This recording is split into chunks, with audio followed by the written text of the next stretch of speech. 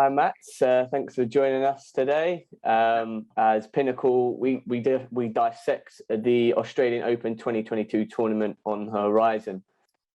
I think there's only one place we can start that's been dominating headlines in the last week or so, and that's Novak Djokovic and his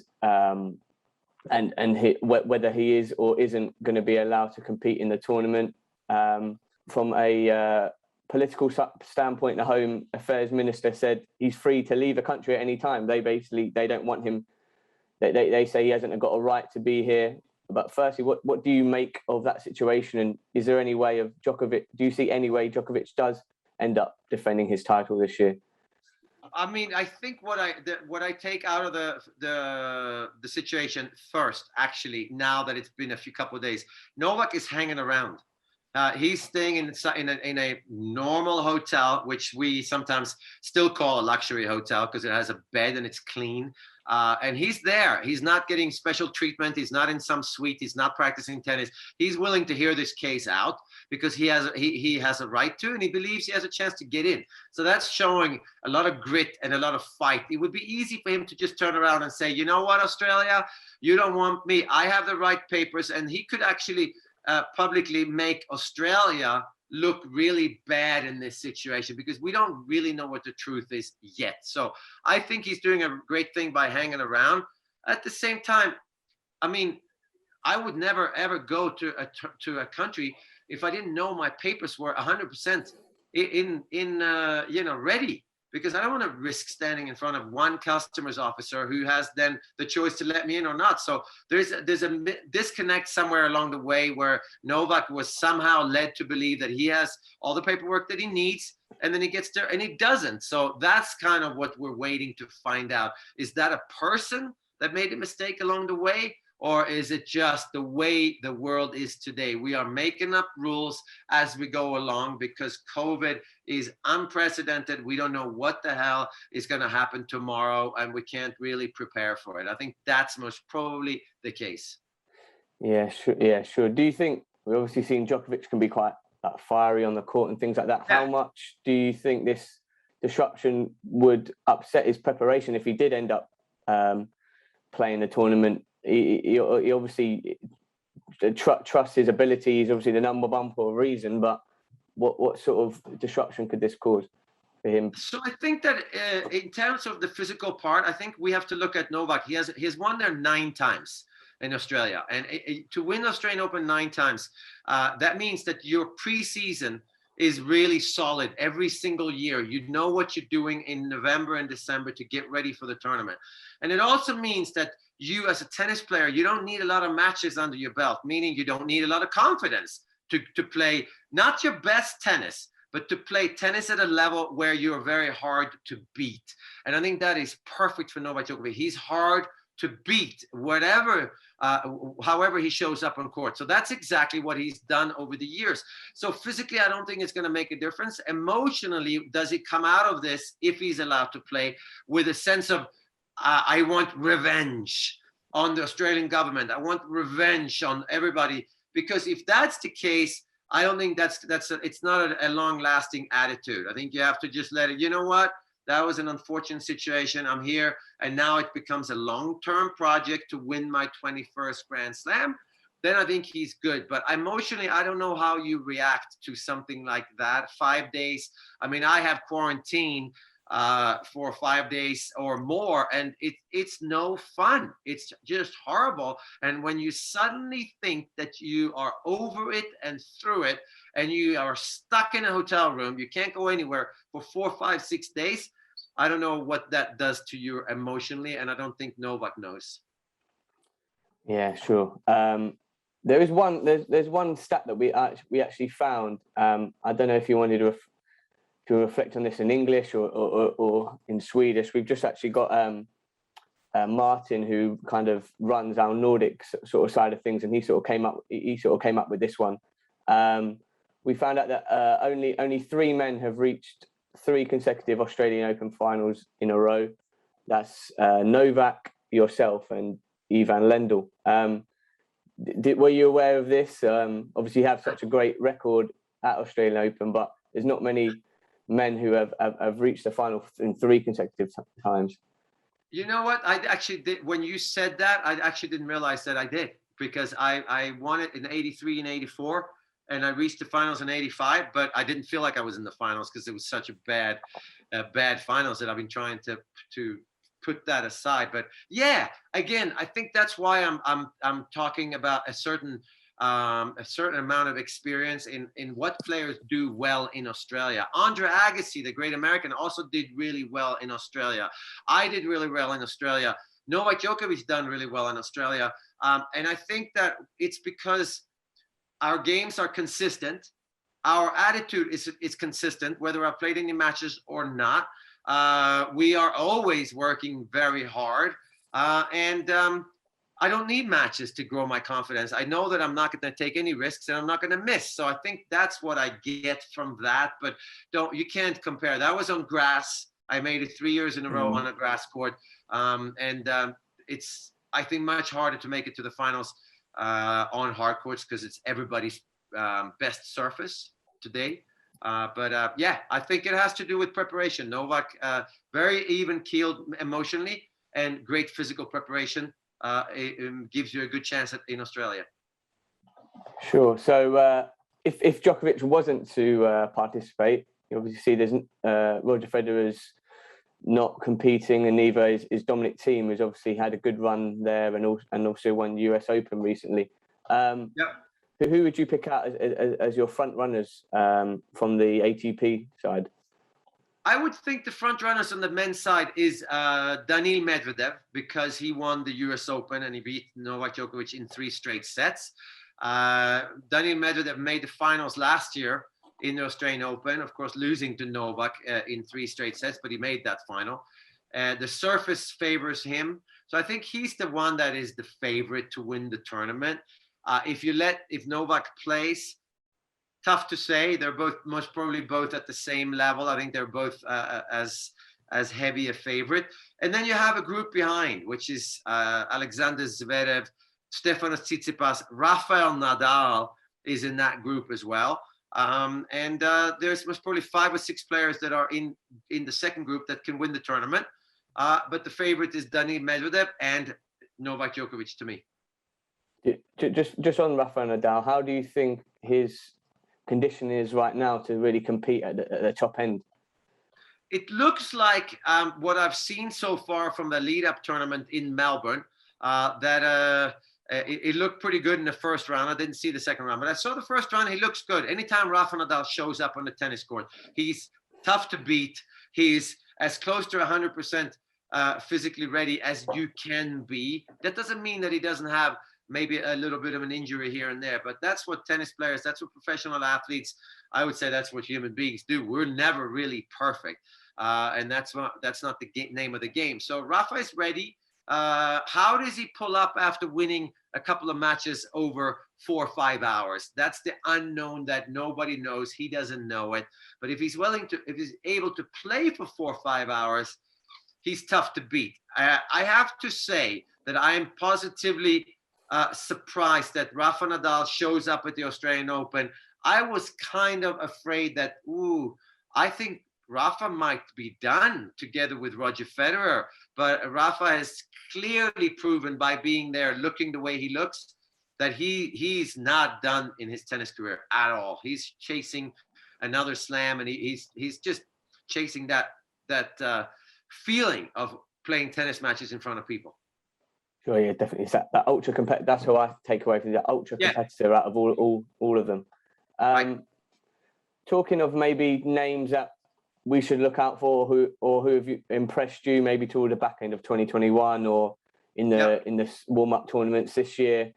Is there any names that you'd pick out that could go deep into the tournament? I mean, the name for me is most probably the Canadian Felix Auger-Aliassime. He made the semis of the US Open last year. He's not playing. He wasn't playing great. He has this upside.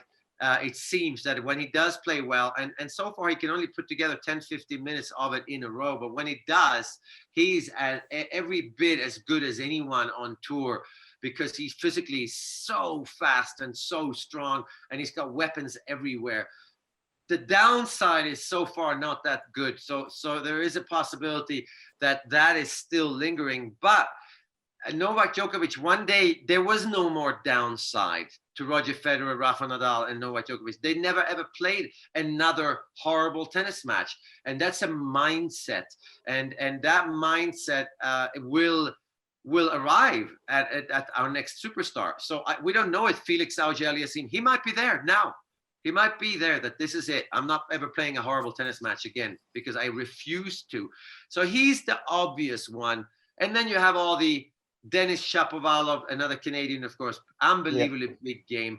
Riley Opelka with one of the biggest serves in the game. He can easily cause upsets, but I don't see them winning. So in terms of winning, in terms of a guy that we're not going to talk about that much, I think Felix Auger-Aliassime and Carlos Alcaraz, a great young Spanish player. I think the two of them are the ones that are good enough now to win a slam, and they might both be superstars, and we might never ever see them play a horrible tennis match again.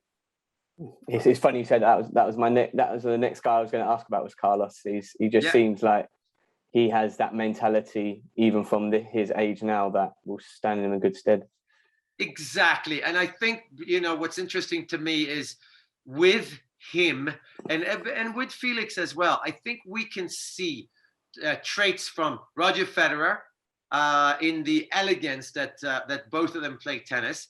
The physical ability, which is clearly from Novak Djokovic. Like, you got to be a physical specimen to play this sport. You got to be flexible. You got to be able to put your whole hand over your foot, down the back of it, and grab hold of your heel. That's how flexible you have to get. And then you gotta arrive with fire, the way Nadal arrives to every single match, the whole year, every single point he plays like it's the last point he will ever play. And I think when you've grown up seeing these three players as a teenager, and I think Carlos Alcaraz is an absolute perfect example of having all those three definitions that you need to be a great tennis player. So I think the superstar he is born. I don't know whose it is or whose his name is, but it could very well be someone like Carlos Alcaraz, and this guy's going to win 10, 15 majors. Switching it to sort of maybe the Swedish contingent, I saw is Mikael Ymer and Rebecca Peterson, who are competing in the tournament. From your perspective, are they like the cream of the crop in terms of the Swedish players coming through now? And is there any below them pushing them as well? Well, I think that we're with Rebecca Peterson and Mikael Ymer, we are not really looking at them having a chance to win a Grand Slam yet.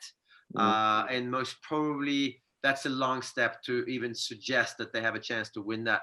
But that doesn't stop them from getting to a fourth round or quarterfinals of a Grand Slam. And once they have done that, the kids at home in Sweden, they look at that and they go, oh, wow, Mikael Ymer, so it is possible. So we're a couple of generations in Sweden. We're a couple of generations away from having any chance of having a superstar who's going to win multiple majors. But we need them to look up to Mikael Ymer and Rebecca Peterson, take what they do well, and then become a top 20 player. And then the generation after that needs to look at that player, take things out of them. So we're not there. We're not hoping for them to win a slam, but we have some hope and believe that they have to reach the second week of Grand Slams, because that's when people get their eyes up. And it's not just those Swedish players, it's for a lot of countries. It's really hugely important to get to the second week of a Grand Slam, because you are inspiring younger, not just tennis players, but younger people into your sport. Well, I also read another stat that said 9 of the last 10 players had already won a Grand Slam. The only in the men's side of things, the only guy who was their first slam was Stan Wawrinka in 2014. Is this why you think it's a very select few that can win it? As the history tells us, there's not many players that win in the men's side their first slam in the Australian Open. I think the difference between the men and the women, obviously, the Emma Raducanu story is absolutely incredible. Can that be done in a 3 out of 5 set match, 7 matches in a row? Much, much, much harder to do that, because it's the longer you play, the less chance you play perfect tennis. And I mean, Emma Raducanu played pretty much perfect tennis from the first match in the qualies. Well, she didn't, but we tend to think she did. In the men's, that doesn't really work. In the men's, the guys, they serve huge today. So you have to have luck on your side as well. So you have a very hard time winning a Grand Slam unless we know who you are on the men's side, because you can't just show up and have a great 2 weeks. It doesn't work on the men's side for a lot of technical reasons, physical reasons as well. But that doesn't mean that there are not 20, 25 players that can win the Australian Open, because the other thing about the men's side is because they are all serving huge and they are hitting balls so hard all the time, there is a good chance that we have an unknown person win, but he's not going to be 17, 18 years old and unknown. But someone like Carlos Alcaraz can win it. He beat Stefanos Tsitsipas at the US Open in the first round. Massive story. He's won tournaments since then. And he's only 18 years old, but he's a seasoned veteran in many ways in his own mind. So there are very many players that to the population are unknown, but to us tennis analytics and tennis fans, we know who they are. But I couldn't put my finger on the 25 that can win. Yeah, for sure.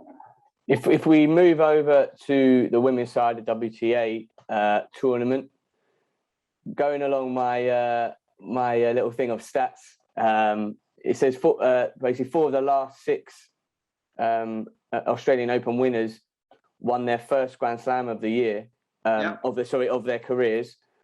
So that, on the flip side of things, probably just shows how competitive the WTA circuit is and has been for many years. Do you reckon this sort of shows that a new year can often mean a clean slate for these players, and that they go into it with no other preconceived ideas? I think that they do. I think you're coming into the Australian Open and no one has that much confidence. I mean, unless you won a bunch of majors in the past. So someone like an Ash Barty will come in with confidence because she's ranked #1 in the world. She's won 2 Grand Slams. She's at home. She's dealt with that pressure now for the last 6-7 years. Hasn't really succeeded in having a great Australian Open, but she knows what to expect. She knows how to shut everything. So it's obvious that she, to me, is the favorite to win. But we haven't had an Ash Barty over the last 3 or 4 years, a consistent #1 like that. Naomi Osaka is also one that, she won the Australian Open a couple of years ago for the first time, but she's also now experienced. So we haven't had a player like her since Serena Williams. So I think those two are very heavy favorites. But players also come in with very little baggage from the year before. And that's what you work towards in your preseason. You work physically towards being a stronger player than you were in the previous year, but you also emotionally work towards, let's get rid of all the baggage you've been carrying around for the last few years. Let's just leave it. Let's start fresh. So you try to tell yourself that, hey, my slate is clean. And that's enough sometimes for players to play better, is to not worry about what has happened in the past. And then as the year wears on, then you start building up this baggage again. By the time the US Open comes through, you're an absolute emotional wreck as a tennis player, because you have built up so many losses over the compared to wins over the year. But right now, it's a lot of players come in with a clean slate, and who knows? 2 out of 3 sets, anything can happen on the women's side. Just one other particular player I did want to ask you about was Aryna Sabalenka. Yeah, she's ranked 2nd in the world, obviously known as one of the best players on the women's side, but without making a Grand Slam final, if I'm correct. Odds-wise on Pinnacle, she's rated about 12, so a little bit further down the pecking order. But is this a sort of surface you see her really could finally break that duct of winning a Grand Slam? I think for Aryna Sabalenka, losing last year's US Open was absolutely huge, because she arrives into the semifinals as the highest ranked player, and she was supposed to win it. This was her chance, and she didn't. Yes, she ran into Leylah Fernandez, who played an unbelievable match, and the crowd was pulling for her, and so on and so on. So I don't know. I think the surface is perfect for Sabalenka. I think any surface is kind of perfect for Sabalenka. I think it's an emotional thing. But what is she going to do when she gets to the later rounds? And she is now the one that is supposed to win the tournament. I think the greatest players in the sport, they are the ones that they don't have an everyday confidence where I'm the second best player in the world. They look at their opponent and they say, okay, so you are ranked number 100 in the world. You have these. Okay, well, I'm number 2 in the world. I think I can beat you. I'm gonna ask you to try. It's just boils down to me and you. And I think Aryna Sabalenka needs to understand that she does not have to play her best tennis to beat 90% of the field, but she's always trying so far to play her best tennis. And when it doesn't work, she tries to play even better tennis. She's too good a player to have to risk it all when it's crunch time. And I think she just has to learn that. When she learns that, she's going to be winning majors, but she's not going to win majors the way she's hoping to win them, which is by hitting winners. She's going to win majors by winning ugly, by making way less unforced errors, and just invite the fight. That's all you have to do as a tennis player. It's you and me, and that's it. I don't care what happened yesterday. I don't care what happens tomorrow. I'm going to take you down, and I think I'm better than you. So let's go. Here we go. I love that saying, invite the fight. That's I'm going to use that one. In terms of any other players, maybe younger players or players that are outside the top 10 that who is there anyone in particular that you could pick out that did have a good end to the 2021, or someone that this surface suits? Yeah, I mean, I think it's time for Coco Gauff. I think very much so. I think she's proven she should have beaten Ash Barty in the lead-up tournament in Melbourne. Before the tournament, she was up a set, and I think she's up a double break even. So she should have won that match. She's knocking on the door for sure to have a great Grand Slam. And I think once she gets through to the later rounds, I think she's mature enough where I think the pressure for her is to just get through, to prove to everybody that, hey, I'm among the 4 or 5 best players in the world. I'm going to get to quarters and semis for the rest of my career in the Grand Slams. And when she's proven that point to the outside world, I think that she herself is now going to be able to say, see, I told you, now it's about me. And Coco Gauff, as an athlete, as a tennis player, in terms of her skills, her variety, her emotional strength, I think, is very high. So she's the total package. She just has to get past the part where she worries about what the rest of the world thinks, and mainly that's American media. She has to not feel like she's the next Serena Williams or the next anything. She's just Coco Gauff, and I belong in the top 4 or 5 in the world, and here I am. So here, shut your mouth. This is my time now. And if she does that, so I think Coco Gauff she's up there with the favorites for sure to win this year. Do you think, just on Coco Gauff, I was just thinking then, do you think it was always inevitable that she was going to, because she's obviously coming from Wimbledon, I think was she 15 or 16? How old was she? 15 the first time. Yeah. Do you think that was she was always going to come through at that age, or and it was inevitable that this level of attention was always going to come at a young age for her? Yeah, I think it was inevitable for sure because of the way that she presented herself at Wimbledon that year. She played a couple of matches on center court. She's down. The way she fought her way through those matches, we just remember the Coco Gauff had the summer of whenever. I can't even remember the year. For me, as a tennis player and as a tennis analyzer, I don't remember the year. I don't remember her opponents. I just remember how she played. And the way she tactically won these matches was by keeping the ball in play. Against one of the players, she started hitting slice forehands.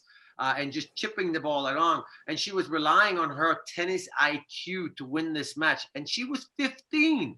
So that to me says it everything. So the fact that Emma Raducanu wins a major before Coco Gauff, even though, I mean, Emma, I think, is a year older, but Coco Gauff is so much more experienced and has a long-term game that will last her for 15 years. Emma Raducanu, when she plays at her best, she is an unbelievably good game, but we still need to see where Emma Raducanu is when she's not playing her best. So far, not so good.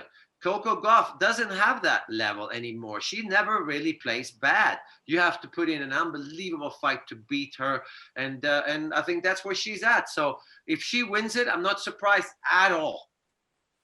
Sort of talking about your sort of memories of playing in the tournament, which is obviously very fond memories, obviously three-time winner. I did want to just ask your thoughts on that final against Ivan Lendl, and then comparing that to how the final was against Pat Cash in 1988, in terms of obviously different surfaces. I think it being like 5 years later, did you feel you were a different style of player then, or how do you reflect on both those finals? Yeah, so when I beat Lendl in 1983, was on a grass court. This is before Ivan Lendl had won any Grand Slams. Even though he's 4 years older than me, I had already won a French Open.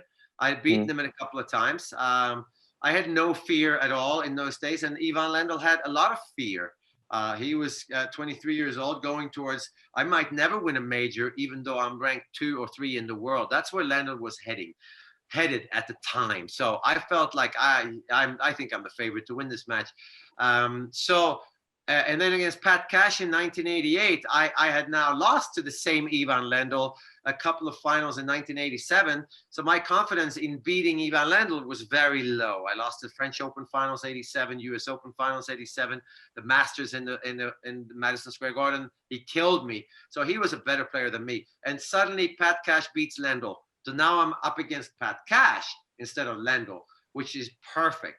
What they have in, and I think this is important for people to understand what the similar feelings were, and they always are. For Europeans, going to the Australian Open is absolutely heaven, because you go into summer in the middle of the absolute worst time in Europe, which is December and January and February. And this break of going to the sun, playing tennis for a month and a half, that far away, where the time change is such that you lose contact with your loved ones, you lose contact with the media, you lose contact with everybody. You're just there on your own, enjoying the sun, playing tennis, and you're so far removed from the rest of the world that there's a freedom to it. And that's what I felt in both those finals. And it's weird, but the happiness that I felt playing in Australia is not comparable to any other tournament. And I think that's what players in general feel. They call it the happy slam, but it is the happy slam because guys are coming from absolutely horrible weather conditions in the rest of the world, unless you're from Africa, but the very few tennis players from Africa. So anywhere in the Western world, you're coming from horrible weather and you're going to the sunshine in summer. What can go wrong? Is it that quick, that mentality shift as you get into the country and suddenly?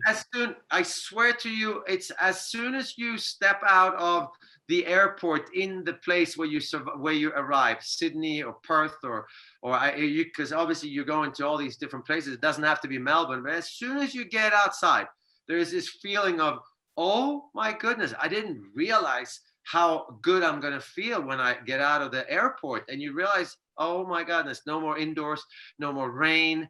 I can get a suntan. I can go to the beach. I can play a bit of golf. Of course, I'm here to play 5 hours of tennis every day. It feels like you literally feel like you want to immigrate to Australia every single time. And you've noticed that with players over the years. They have the same feeling. They stay out there, yeah.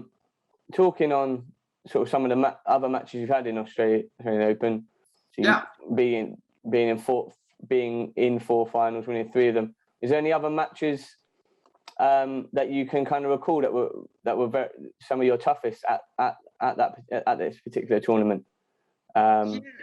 There was a couple of tough matches. I mean, Australian Open in 1990 is where I made my last semifinals in a Grand Slam.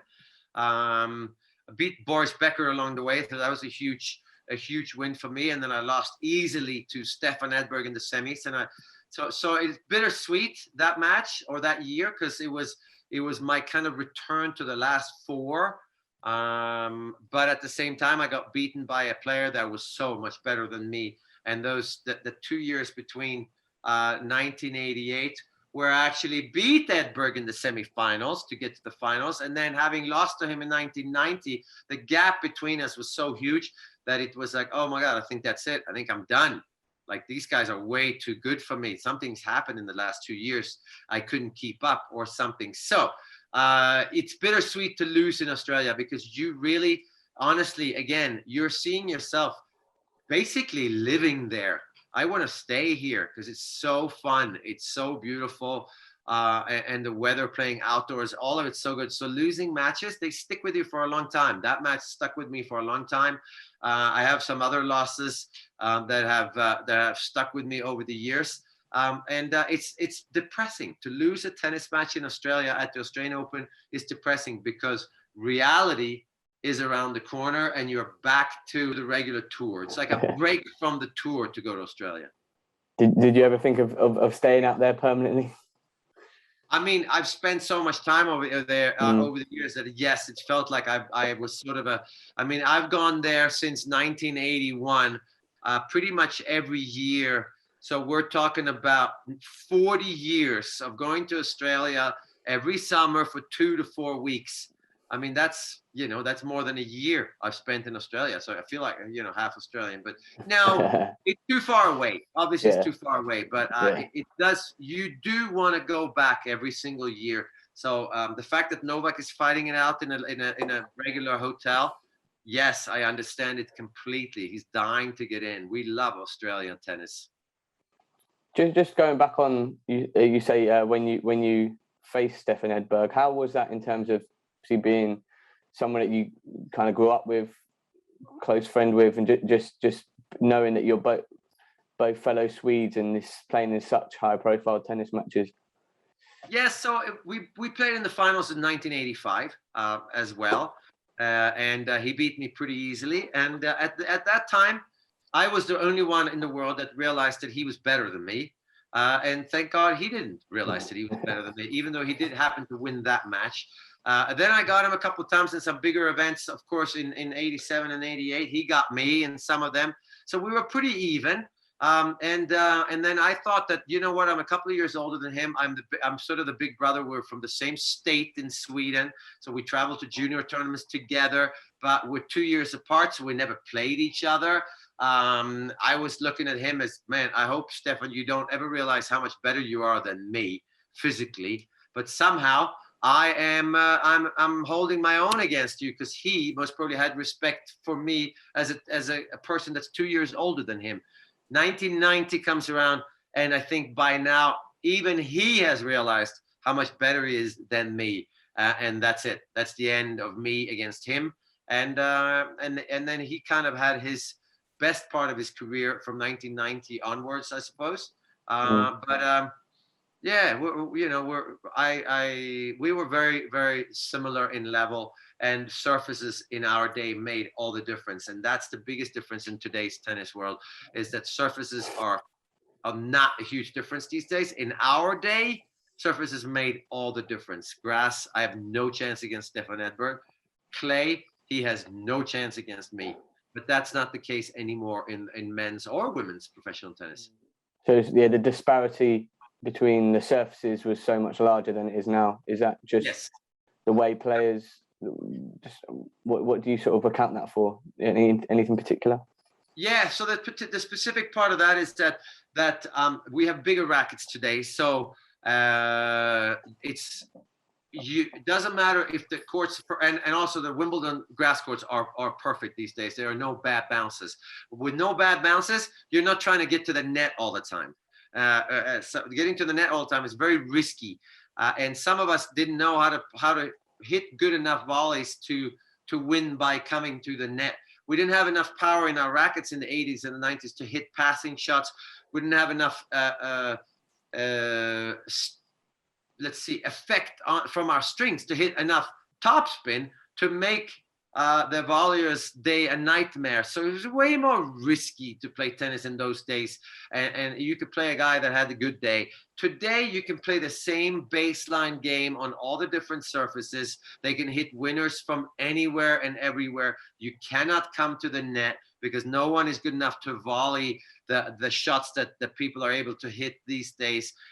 Because of the rackets, everybody serves much harder, much better. And then you have to add the obvious part. Everybody is much better today in terms of the physical strength. So everybody's more on an even playing field in terms of the physicality. In our day, no one really knew how to train physically the proper way. So you were either born with it or you're not born with it, the physical part. And today there's just, it's the competition is so much greater that if you can win on one surface, you can win on all the surfaces because you're just a little bit better than everybody else.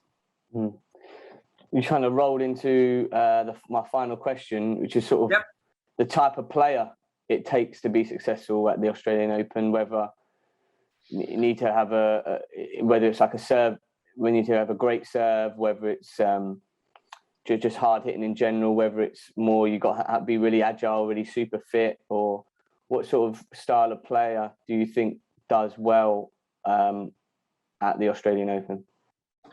I think that the style of player that does well at the Australian Open is the agile player, I swear. Especially today with the courts are playing pretty quickly. They're the fastest hard court the fastest court players say in the world that they play on the whole year. With a fast court, it means that obviously your serve is very important because it's very difficult to break serve. At the same time, everybody's serve becomes a little bit of a weapon. And because it's a quicker bounce, there's less room for tactical tennis. Like it's harder to go forwards and backwards. Like it's more difficult to move inside the baseline, take control of a rally after you have hit a very high looping topspin shot and you can step in. So here you can stay sort of 5-6 feet behind the baseline. You don't have to be looking to do anything to come to the net. You don't have to do anything to go backwards because it's hard to get angles because the ball skids. So if you're a good mover from left to right and you have a good serve and you don't spin the ball very much because the faster courts don't allow spin to pop up or stay low. So if you hit the ball flat, move well, then you have a good chance. And that is exactly what Novak Djokovic has done over the years. And it's exactly what Daniil Medvedev's game is like. So a lot of players play like that these days, though. So that's why the Australian Open, I think it's more open than any other major these days. I have to say that there is 20, 25 guys that can most probably win the Australian Open.